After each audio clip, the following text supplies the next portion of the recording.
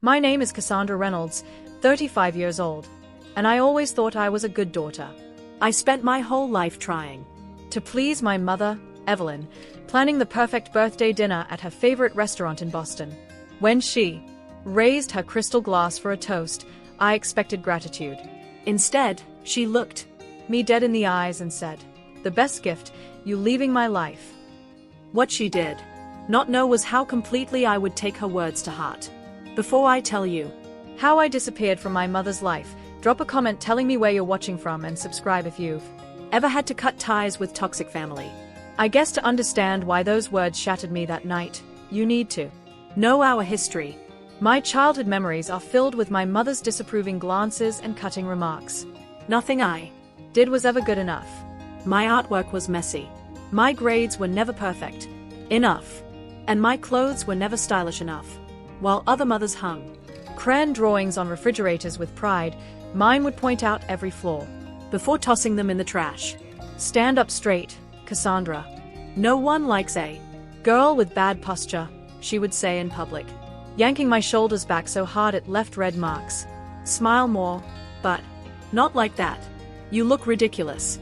These constant corrections became the soundtrack of my childhood. My father was different.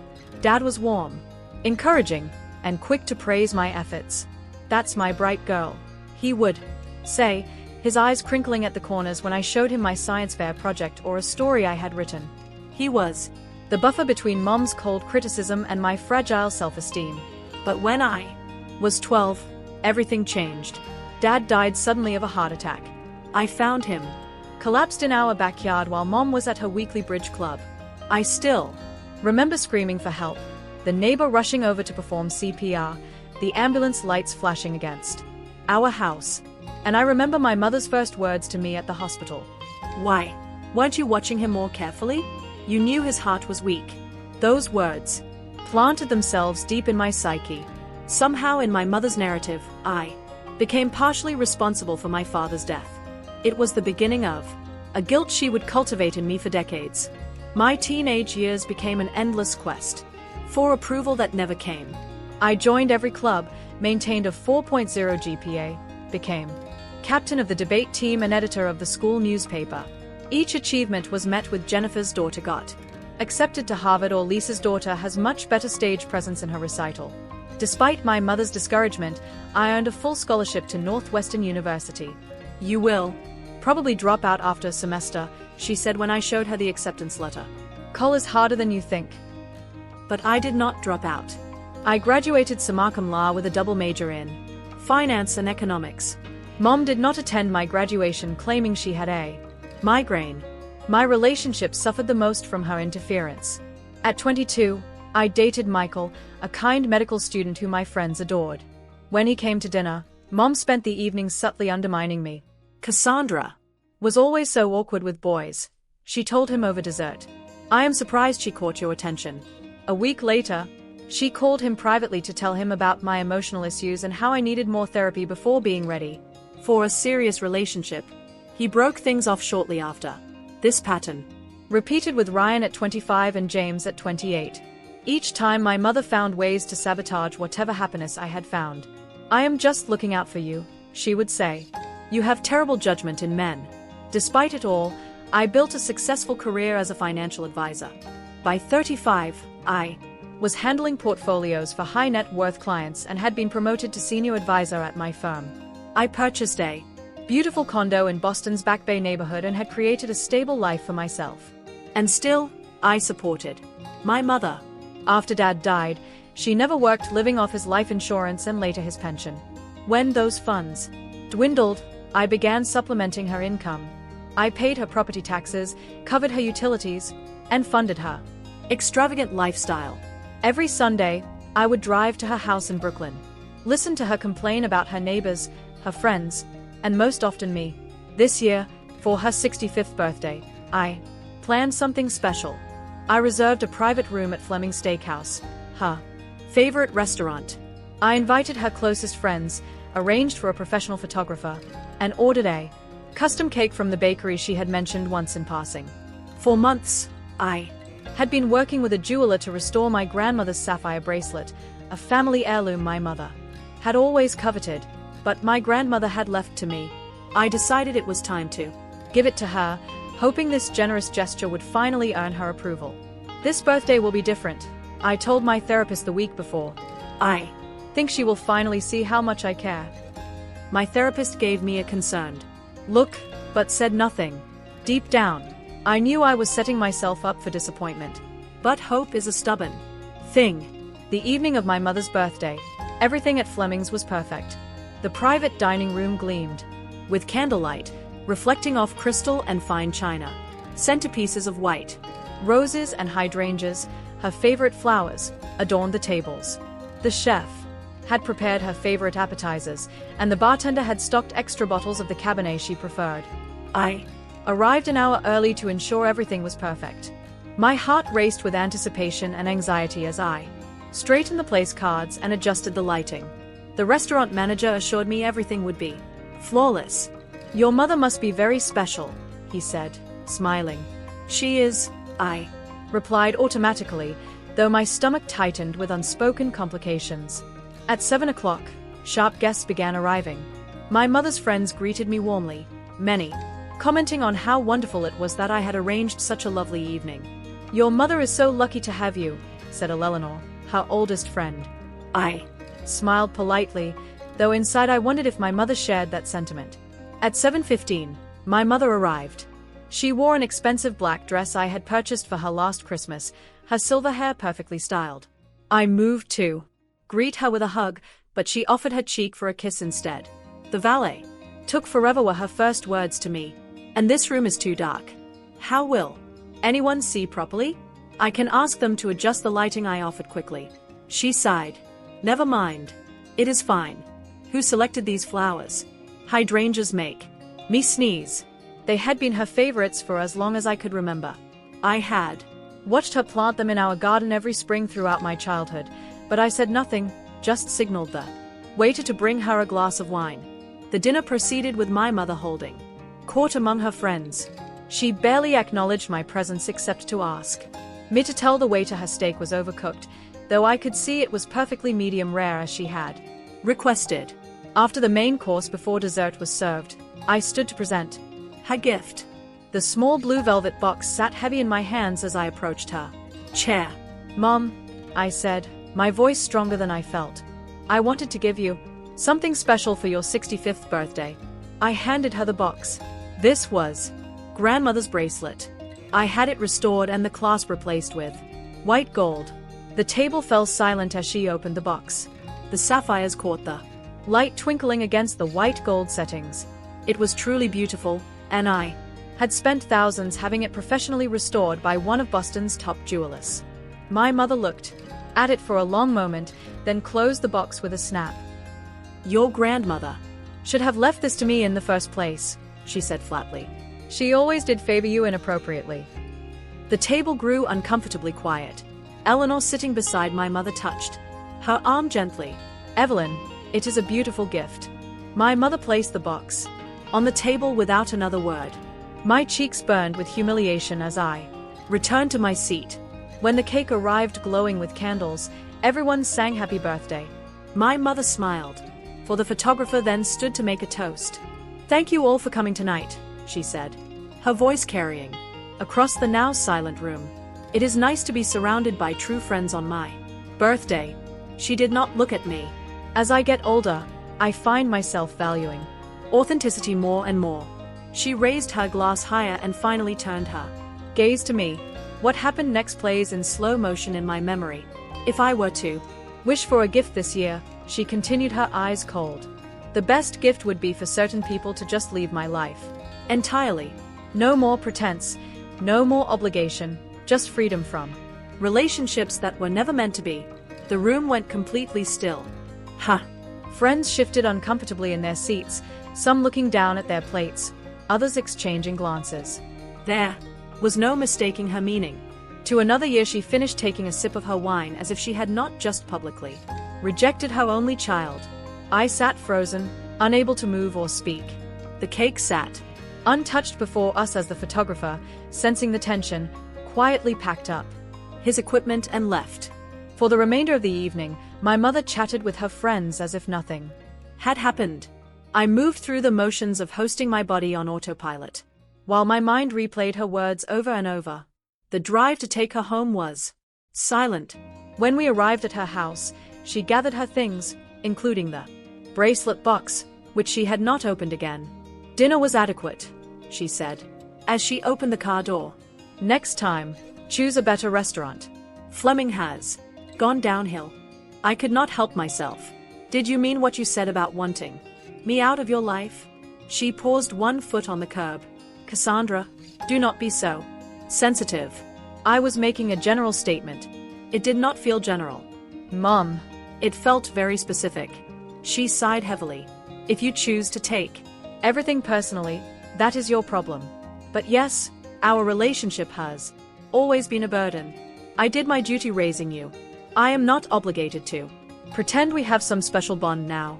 I pay your bills," I said quietly. "I maintain your house. I take you to every doctor's appointment. And you never let me forget it, do you?" She snapped. "You think your financial support buys you the right to be in my life? That is your father in you, always keeping score." She slammed the car door and walked to her house without looking back. I sat in the driveway for nearly 20 minutes, tears streaming down my face before I could compose myself enough to drive home. That night, lying in bed, I realized a fundamental truth. Nothing would ever change. No achievement, no gift, no sacrifice would ever be enough to make my mother love me. For 35 years, I had been running on a hamster wheel, exhausting myself for an impossible goal. As dawn broke, I made a decision that would change both our lives forever. I did not sleep that night. Instead, I sat at my kitchen table with a legal pad, making lists and plans until the sun rose by 6 a.m. I had a complete strategy for disappearing from my mother's life, not just emotionally, but practically and financially as well. First, I called my office and left a message for my boss explaining I needed to take 2 weeks of emergency personal leave. I had accumulated months of unused vacation time over the years, always too busy caring for my mother to use it. Next, I contacted James Wilson, a realtor I had helped purchase investment properties. "I need to sell my condo quickly and discreetly," I told him. When he called back, "No public listings, no open houses. Find a private buyer willing to pay cash, even if it means taking slightly below market value." "Are you in some kind of trouble, Cassandra?" he asked, concerned. "No trouble," I assured him. "Just making necessary changes." By noon, I had an appointment with my financial advisor, Gregory Peters. I arrived at his office with a detailed list of accounts and assets. "I need to untangle my finances from my mother's," I explained. "Every account, every automatic payment, every financial connection." Gregory reviewed my documents with a professional eye. "This is extensive," he noted. "You are currently paying for her property taxes, utilities, credit card minimums, car insurance, and medical copays." "Yes, and I want it all stopped immediately." "May I ask why?" "This is quite sudden. It is time for both of us to live independently," I said simply. We spent 3 hours restructuring my financial life. I froze the joint checking account where I deposited money for her expenses. I canceled the automatic payments set up from my accounts to her creditors. I removed myself as an authorized user on her credit cards and her as the beneficiary on my life insurance policy and retirement accounts. "What about the mortgage on her house?" Gregory asked. "You have been making those payments for 5 years. Stop those too," I said firmly. "The house is in her name. The responsibility is hers." From there, I went to the post office to forward all my mail to a new P.O. box. I called every service provider we shared, from the home security company to the lawn care service, and removed my name and payment information. Using my knowledge as a financial advisor, I was meticulous. I left no loose ends, no forgotten automatic payments, no financial ties that could pull me back into orbit around her. Back at my condo, I packed only what I truly needed: clothes, important documents, irreplaceable photos, and a few sentimental items from my father. Everything else I decided could be sold with the condo or donated. As I packed I realized how little I actually cared about my possessions. So many had been purchased to impress my mother or meet her expectations of what my life should look like. The expensive artwork I never particularly liked. The formal dining set I never used. The designer clothes that never felt comfortable. All could stay behind. That evening, I wrote my mother a letter.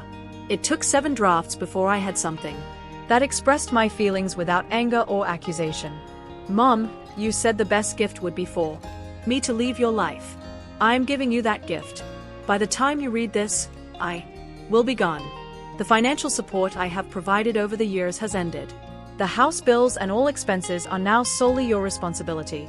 This is not done out of anger, but acceptance. You are right that our relationship has been based on obligation rather than love. I release us both from that obligation. Do not try to find me. I do not wish to be found, Cassandra. I sealed the letter in an envelope and drove to her house late that night. I slipped it under her door and walked away without looking back. That night, I checked into a hotel under a different name, paying cash. As I sat on the generic hotel bed, I felt a surreal mix of emotions from searing grief to profound relief. For the first time in my life, I was not responsible for my mother's happiness, comfort, or financial security. The weight that lifted from my shoulders was so immense. I actually gasped aloud in the empty room. Over the next week, my plan unfolded with mechanical precision. James found a cash buyer for my condo, accepting 15% below market value for a quick private sale. I opened new bank accounts at a different institution and transferred my assets. I deactivated my social media accounts and got a new phone number. I took only what fit in my car, driving west with no specific destination in mind. Each mile put physical distance between my old life and whatever would come next. I stopped checking my old email. I did not answer calls from unknown numbers. I severed every tether to my former existence. The first week of freedom was disorienting. Habit had me reaching for my phone to check on my mother, to make sure she had taken her medication or to remind her of an upcoming appointment. I would catch myself planning Sunday visits that would never happen. At times, guilt would crash over me like a wave, leaving me breathless with doubt. But beneath the guilt and grief ran a current of something unfamiliar possibility. For the first time, my decisions affected only me. My time was entirely my own. My resources, substantial after years of professional success, were mine to direct as I chose. I had disappeared from my mother's life completely. What I did not expect was how thoroughly I would disappear from my own former life as well. The Cassandra who had existed in Boston, the beautiful daughter, constantly seeking approval, was gone too. Who would take her place remained to be seen. 1 week after I disappeared, my mother began trying to contact me. At first, her messages to my old email and voicemails to my disconnected number were irritated rather than concerned. Cassandra, the lawn service, says you canceled their contract. Call me immediately. The electric company claims the automatic payment was stopped. Fix this today. My prescriptions need refilling. Where are you? She did not mention my letter. In her mind, I was still responsible for her life, regardless of what had happened or what I had clearly communicated. 10 days after I left, my former assistant Megan emailed my new address, which I had provided only to her and my therapist. Your mother came to the office today, she wrote. She was very upset, demanding to know where you were. Security had to escort her out when she started yelling. Is everything okay? I thanked Megan for letting me know, but provided no details. The same day, Eleanor called my therapist's office trying to get information about me. Bound by confidentiality, my therapist revealed nothing, but she did relay the message. During our next phone session, your mother appears to be escalating, Dr. Winters said carefully. Eleanor said, she has been calling everyone you know, becoming increasingly frantic. 2 weeks in, my mother discovered her house payment was overdue. This revelation, according to Eleanor's message to my therapist, sent her into a tailspin. She had not made a mortgage payment in 5 years and had apparently forgotten the process entirely.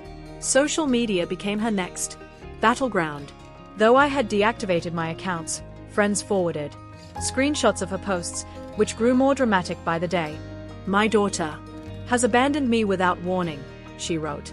"After all I sacrificed for her, she has left her elderly mother without support or care. Please help me find her." The comments filled with sympathetic responses from people who knew only her version of events. A few who knew us both expressed skepticism, but were quickly shouted down by her supporters. 3 weeks after my disappearance, my mother received notice that her joint account with me had been frozen. According to Eleanor, who continued updating my therapist, this was when reality truly began to set in. "She went to the bank and made quite a scene," Eleanor reported. "They explained the account was frozen and suggested she open a new one with her own funds. She said she had no funds, that Cassandra handled all that."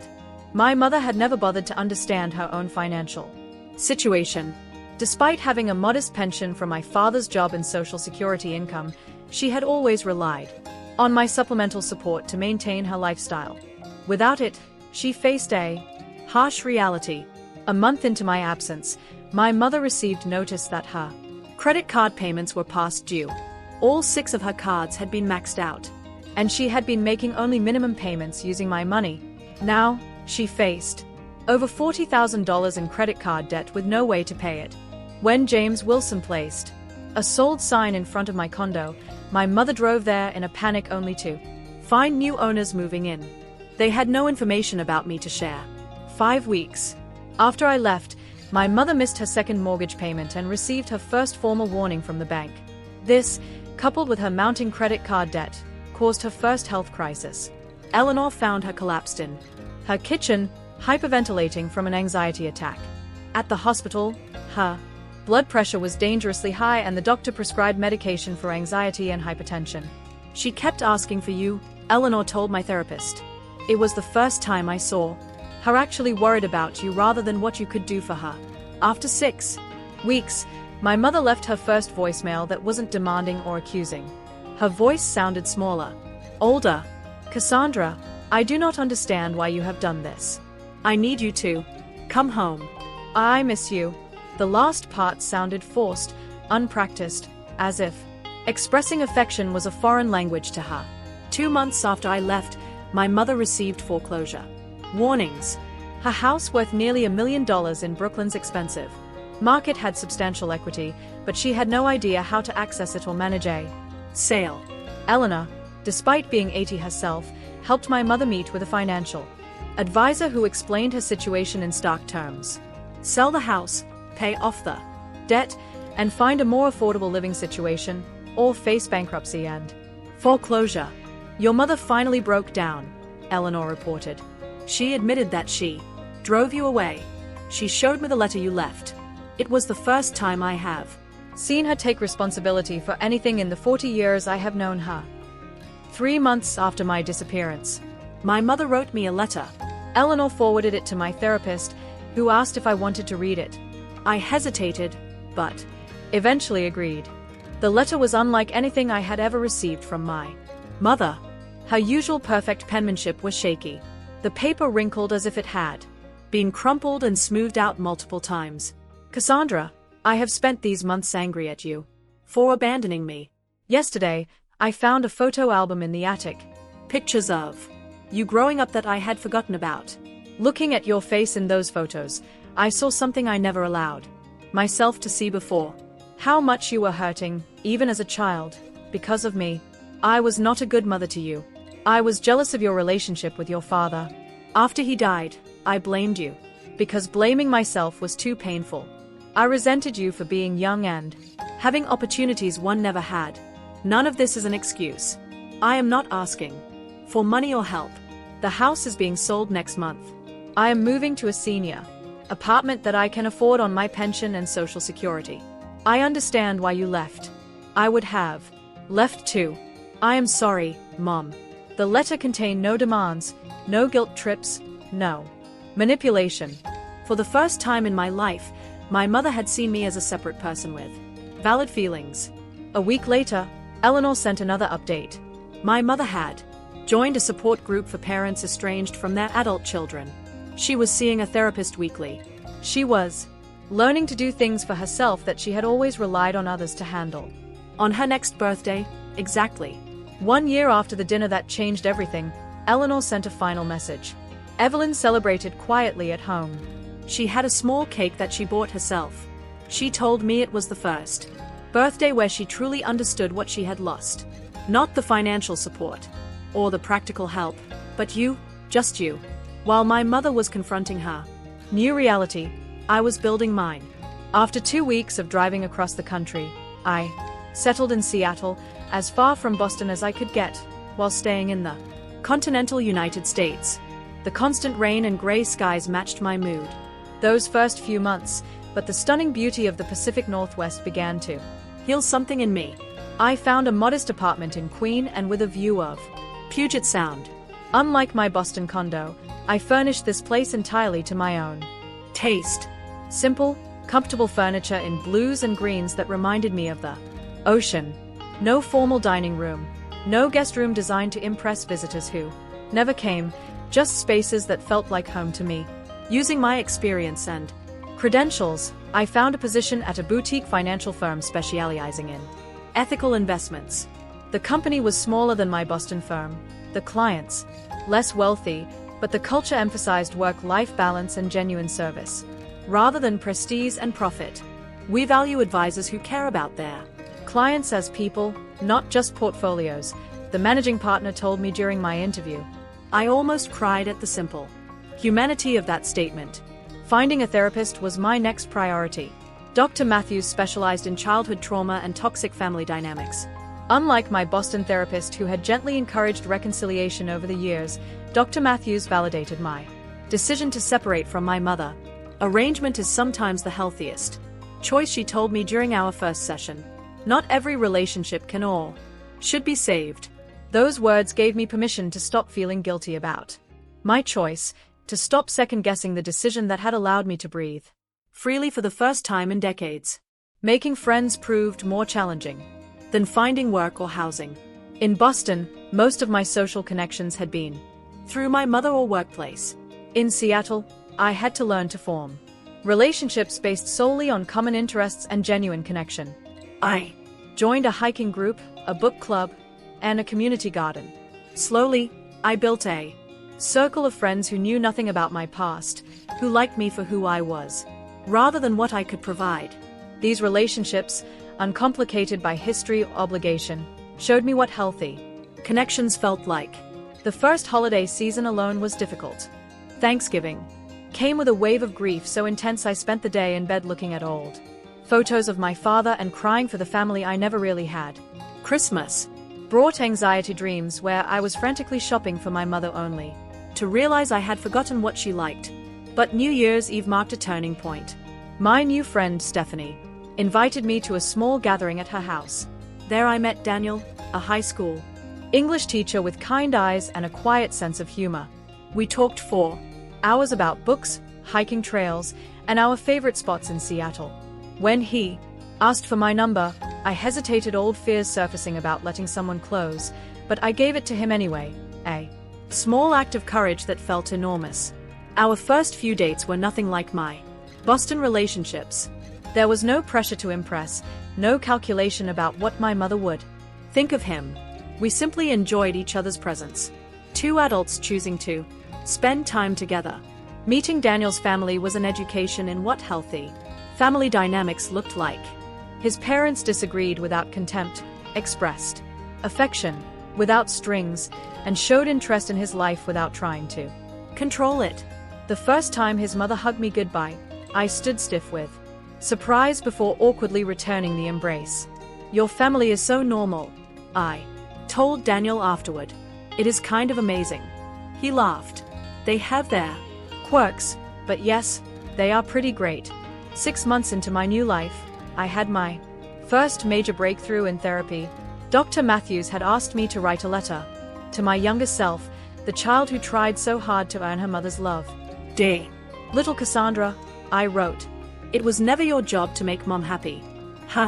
Unhappiness lived inside her long before you were born. You did not cause it and you could never fix it. You were a good daughter. You were worthy of love. Exactly as you were. Reading those words aloud in Dr. Matthews' office, I sobbed until my throat hurt. For the first time, I truly believed them. That same week, I received the letter from my mother forwarded through my therapist. Reading her words, I felt a complicated mix of emotions, validation that my experience had been real sorrow for the relationship we never had, and a strange, tentative hope that perhaps she was capable of change. I did not respond immediately. Instead, I brought the letter to Dr. Matthews and spent several sessions processing what it meant and how, if at all, I wanted to respond. There is no rush, Dr. Matthews assured me. Take all the time you need to decide what is best for you. The 7-month mark of my new life brought another milestone. I was promoted at work after bringing in several significant new clients. My approach to financial advising focused on understanding clients' values and goals rather than just maximizing returns had proven successful. You have a gift for making people feel heard. My boss told me it was perhaps the first professional compliment I had received that had nothing to do with numbers or performance metrics. Dating Daniel continued to teach me about healthy relationships. When we disagreed, there was no silent treatment, no threats of abandonment, no keeping score of who was wrong. We simply talked it through, sometimes awkwardly, until we found understanding. When he told me he loved me for the first time, I panicked and pulled away for nearly a week. He gave me space, but made it clear he was still there. When I finally explained my fears, he listened, without judgment. Love should not be scary, he said simply. It should feel like coming home. As the 1-year mark of my departure from Boston approached, I received another update from Eleanor through my therapist. My mother had sold her house, paid off her debts, and moved to a senior living apartment. She was taking art classes and had joined a book club. The photo Eleanor attached showed my mother, looking older but somehow softer, smiling tentatively at the camera while holding a watercolor she had painted. Looking at that photo, I made a decision I never thought I would make. I would return to Boston not to stay, not to rescue, but to see for myself who my mother had become in my absence. After a year of building my new life in Seattle, I flew back to Boston with a mixture of dread and curiosity. Daniel offered to come with me, but this was a journey I needed to take alone. I did not tell my mother I was coming. I was not ready for a planned reunion with its weight of expectations and potential disappointments. Instead, I booked a hotel downtown and spent the first day reacquainting myself with the city that had been my home for most of my life. Boston felt simultaneously familiar and foreign, like a dream remembered upon waking. I walked through the public garden, past my old office building, and by my former condo. These places that had once defined my daily existence now seemed to belong to someone else's life. On my second day, I visited Eleanor, the only person besides my therapist who knew I was in town. At 81, she remained sharp and insightful. Your mother has changed, she told me over tea in her Beacon Hill apartment. Not completely. Mind you, she still has her moments, but there is a humility to her now that I never thought I would see. Do you think I should see her? I asked. Eleanor considered carefully before answering. Only you can decide that, dear. But I will say this. The woman who told you to leave her life is not entirely the same woman who lives in that senior apartment now. I had not planned to see my mother that day, but as I left Eleanor's building, I found myself driving toward Brooklyn automatically. My mother's new address was a modest apartment complex for seniors, nothing like the stately colonial home she had lived in for decades. I parked across the street, intending just to see the building and leave. But as I sat in my rental car, I saw her walking toward the entrance carrying a small grocery bag. She moved more slowly than I remembered, her posture less rigid. Without conscious decision, I got out of the car. We nearly collided at the coffee shop next door to her building. I had decided to get a coffee to calm my nerves before leaving. And there she was in line ahead of me. She did not recognize me at first. My appearance had changed: hair, shorter style, more casual expression, more relaxed. It was only when the barista called out Cassandra for my order that she turned, her eyes widening in shock. Cassandra. Her voice was barely a whisper. Hello, Mom. We stood frozen, the bustle of the coffee shop continuing around us. Finally, she spoke again. You okay? The question surprised me. In all our years together, she had rarely asked about my well-being with genuine concern. I said simply. Are you? She nodded her eyes, never leaving my face. Would you sit with me? Just for a few minutes. I hesitated, then gestured to a small table by the window. We sat awkwardly, two strangers who had once been mother and daughter. I did not know you were in Boston, she said finally. I did not tell anyone except Eleanor. She nodded again, understanding. You look well. Different, but well. So do you, I replied, and meant it. There was a softness to her that had not existed before the harsh lines of perpetual disapproval somewhat faded. After a few minutes of strained small talk about the weather and the coffee shop, I suggested we walk to the park across the street, a public place, neutral ground, but more private than the bustling cafe. We sat on a bench, leaving careful space between us. For several minutes, neither of us spoke. Then my mother did something I had never seen her do. She cried. Not the manipulative tears she had sometimes used to get her way, but silent, dignified tears that she tried to wipe away discreetly. I am sorry, she said, her voice steady despite the tears. I never thought I would see you again. I never planned to come back, I admitted. She nodded. I understand why. I have had a lot of time to think about everything. Eleanor mentioned you joined a support group. Yes, parents estranged from adult children. PAC they call it. She gave a small self-deprecating laugh. At first I went to learn how to get you back. But what I learned instead was why you left. She turned slightly to face me, her hands clasped tightly in her lap. The other parents there, they all had stories about their ungrateful children, who abandoned them for no reason. But as they talked, I began to see the patterns, the control, the criticism, the emotional manipulation. I recognized myself in their stories, and it was uncomfortable. I remained silent, hardly believing what I was hearing. My therapist, Dr. Collins, helped me understand something I never wanted to face. She took a deep breath. I treated you the way my mother treated me. This was new information. My grandmother, who had died when I was 10, had always seemed like a saint in family stories. Your grandmother? My mother nodded. She was cruel. Nothing I did was ever good enough. She compared me constantly to my cousins, to neighbors' children. She told me I was the disappointment of her life. Ha! Voice caught. Sound familiar? I felt a chill despite the warm spring day. You never told me. I never told anyone. I was ashamed somehow. As if her treatment of me was my fault. She looked down at her hands. When you were born, I swore I would be different, but I did not know how. I had no model for good mothering, only perfect images from magazines and television that I could never live up to. That explains some things, I said carefully. But it does not excuse them. No, she agreed immediately. It does not. Nothing excuses how I treated you, especially after your father died. I was jealous of your relationship with him. He knew how to love you in a way I did not know how to love anyone. The frankness of this admission stunned me. My mother had never acknowledged my father's superior parenting, let alone admitted jealousy of our bond. After he died, I blamed you, because I could not bear to blame myself for not being there when he needed me. And then over the years it became a habit, making you responsible for my happiness, my comfort, my everything. She wiped away another tear. It was wrong, Cassandra. All of it was wrong. We sat in silence for several minutes, the weight of decades of pain between us. I brought something for you, she said finally, reaching into her purse. She pulled out a worn leather journal. I have been writing this since you left.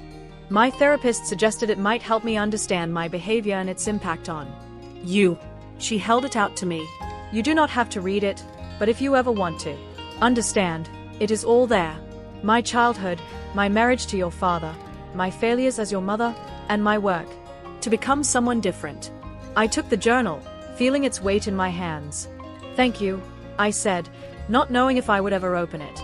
I am not asking for forgiveness, she continued. I am not even asking to be part of your life again. I just wanted you to know that I understand now why you had to leave, and that I am truly sorry for making that necessary. As we parted that day, there was no tearful reconciliation. No promises of a restored relationship. Instead, there was something more. Valuable truth. For the first time, we had spoken honestly about our shared past and the damage done. I live in Seattle now, I told her as we stood to leave. I have a good life there, she smiled, a genuine smile without bitterness. I am glad. That is what I should have wanted for you all along. I cannot promise anything, I said carefully, but if you would like, we could exchange emails. Just see how it goes. I would like that very much, she replied, her voice steady, but her eyes bright with unshed tears. We agreed to a limited correspondence emails only for 3 months. No phone calls, no visits, just written words that could be considered carefully before being sent or read. As I watched her walk back to her apartment building, shoulders straight but without the rigid control, I remembered I felt something unexpected hope. Not for the mother-daughter relationship I had always craved as a child, but for a new, more honest connection between two flawed adults who shared a painful history, but might possibly find a way forward. On the plane back to Seattle, I held the journal but did not open it. Some truths needed to be approached slowly with care and support. I would share it with Dr. Matthews first, then decide if and when I was ready to read my mother's unfiltered thoughts. Daniel met me at the airport, his calm presence a balm. After the emotional turbulence of the trip. How did it go? He asked simply, as we drove home. Honestly, I replied. Nothing like I expected, and maybe, just maybe, better than I feared. 2 years have passed since I vanished from my mother's life. In that time, I have built something I never thought possible. A life defined by peace rather than constant anxiety, by genuine connection rather than obligation, by self-worth rather than desperate approval seeking. My career in Seattle has flourished. I was made partner at the firm last year, specializing in helping women achieve financial independence after divorce or widowhood. The work feels meaningful in a way my Boston position never did, perhaps because I understand firsthand the power of financial security in creating freedom. Daniel proposed 6 months ago on a hiking trail overlooking the Olympic Mountains. Unlike my previous relationships, our connection has grown, slowly and steadily, built on mutual respect and genuine affection rather than desperation or convenience. When I said yes, it was with complete confidence rather than the nagging doubt that had accompanied major decisions in my past life. My relationship with my mother has evolved into something I never imagined possible. Our email correspondence gradually expanded to include occasional phone calls. Last Christmas, I invited her to visit Seattle, and to my surprise, she came. Watching her interact with Daniel and his family was reveille. She was quieter, more observant, less quick to judge or criticize. When Daniel's niece showed her a drawing, my mother admired it sincerely without pointing out flaws or making comparisons. It was as if she was learning how to be a grandmother by watching Daniel's parents with their grandchildren. Your mother is not what I expected from your stories, Daniel said after she returned to Boston. She is not the same person, I replied, realizing the truth of it as I spoke. Neither am I. We are planning a small wedding for next spring. When I hesitantly asked if she would like to attend, my mother's response surprised me. I would be honored, she wrote, but I will understand if you change your mind. This day should be perfect for you, not stressful because of my presence. This consideration of my feelings, this willingness to step back if needed, was evidence of how far she had come. 2 years ago, she would have either demanded a central role or refused to attend out of spite. My mother continues her therapy and support group. She volunteers at a community garden and teaches art classes at her senior living facility. We will never have the close mother-daughter bond that some of my friends enjoy with their mothers. Too much damage was done too early, and some wounds, while healed, leave permanent scars. But we have something different. Something hard-won through separation, self-reflection, and deliberate change. We have an honest relationship between two adults who see each other clearly, with all our flaws and strengths. The journal she gave me sits on my bookshelf. I finally read it with Dr. Matthews' support. 6 months after my Boston visit. Its pages contained pain I had never imagined, insights I had never expected, and a perspective on our shared history that helped me understand, if not excuse, the dynamics that shaped our relationship. Looking back on my decision to disappear from my mother's life, I see now that it was necessary not just for my healing, but for hers as well. As long as I remained the beautiful daughter, absorbing her criticism and meeting her needs, neither of us could change. It was only in my absence that she was forced to confront her behavior and its consequences. Not everyone who reads this will understand my choice. Some will think me cruel for leaving an elderly parent without support. Others might question why I ever allowed contact to resume. But I have learned that healing rarely follows a straight or simple path. Sometimes the kindest thing we can do for ourselves and others is to disappear until we are seen for our true worth. Sometimes the people who hurt us most deeply can change given enough time and motivation. And sometimes the family we create through choice can teach us how to heal the wounds inflicted by the family we were born into. Daniel and I are building a life based on mutual respect, open communication, and genuine affection. His family has welcomed me with a warmth I never knew was possible. My circle of friends continues to grow, each relationship teaching me something new about healthy connection. As for my mother and me, we proceed carefully, each interaction a small test of our new boundaries and understanding. There are still difficult moments, old patterns that try to reassert themselves. But now we have tools to recognize and redirect these tendencies before they cause new damage. At her most recent birthday dinner, a quiet affair at a restaurant near her apartment, she raised her glass in a toast very different from the one that changed our lives 2 years ago. 2 second chances, she said simply, and to the daughter who was brave enough to leave so that both of us could find better versions of ourselves. Sometimes the greatest gift you can give yourself and others is the courage to vanish until they see your true worth. Have you ever had to create distance from someone you love in order to heal? Comment below and let me know if this story resonated with you. Please like, subscribe, and share with someone who might need to hear it. Thank you for being part of this journey with me. And remember, it is never too late to create boundaries that protect your peace.